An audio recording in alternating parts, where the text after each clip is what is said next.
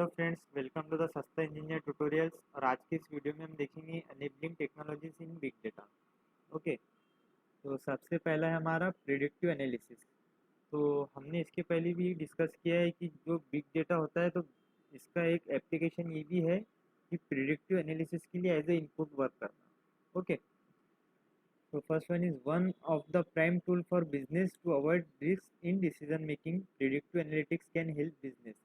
तो देखो, तो ये टूल काय के काम में आएगा हमारे, जब भी हम जैसा कोई डिसीजन मेकिंग करेंगे तो डिसीजन मेकिंग जब भी हम करेंगे तो उसके साथ कोई ना कोई रिस्क आएगा, क्योंकि हम 100% एक्यूरेट नहीं हो सकते। लेकिन हम कुछ जैसे चीज़ों को इन सम पैरामीटर्स हम उसे अवॉइड तो कर सकते हैं। तो उसको अवॉइड करने के लिए हम क्या कर सकते हैं, प्रिडिक्टिव एनालिटिक्स परफॉर्म कर सकते हैं। प्रिडिक्टिव एनालिटिक्स के वास्ते कौन हेल्प करता है? बिग डेटा हेल्प करता है। इसलिए ये काय में आएगा, एनेबलिंग टेक्नोलॉजीज।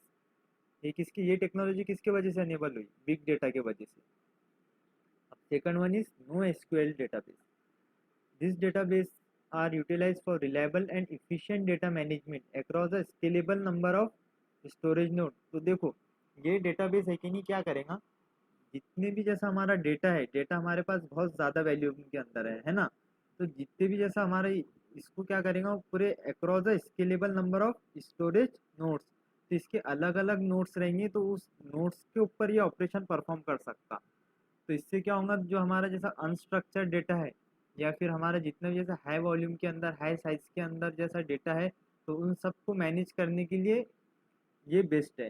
तो no SQL database big data को मैनेज कर सकता, लेकिन जो ट्रेडिशनल डेटाबेसेस है दूसरे, वो बिग डेटा को मैनेज नहीं कर सकते। अब third one is distributed storage. तो डेटा को स्टोर कैसा करेंगे? तो डेटा को स्टोर करने के वास्ते हम डिस्ट्रीब्यूटेड स्टोरेज का यूज़ करते हैं। Distributed storage is a storage system that distributes data across multiple servers and locations, often in a decentralised manner. तो देखो, ये जो डिस्ट्रीब्यूटेड स्टोरेज है ना, इसका एक बहुत ही अच्छा एग्जांपल है, मीन्स एक एप्लीकेशन है, वो है हडूप। तो हडूप सबसे अच्छा एक एग्जांपल है। आप इसके अंदर जैसे हडूप के बारे में भी लिख सकते हैं डिस्ट्रीब्यूटेड स्टोरेज के अंदर में। तो देखो, डिस्ट्रीब्यूटेड स्टोरेज क्या करेगा कि ये है कि नहीं, जो हमारा डेटा है उसको मल्टीपल सर्वर्स के अंदर जैसा सेव करेगा।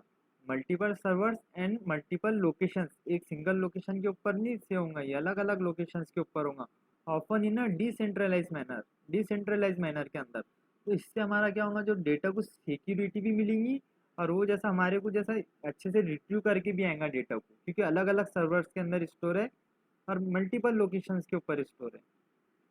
Okay, fourth one is data virtualisation. It enables application to retrieve data without implementing technical restrictions such as data format, physical location of data. तो देखो, डेटा वर्चुअलाइजेशन, तो ये टेक्नोलॉजी हमारे क्या काम में आएगी कि जो भी हमारा डेटा है बिग डेटा, तो इससे हम क्या करेंगे, जो हमारे जैसा डेटा के अंदर इंफॉर्मेशन है तो वो इस इंफॉर्मेशन को हम रिट्रीव करेंगे वर्चुअली।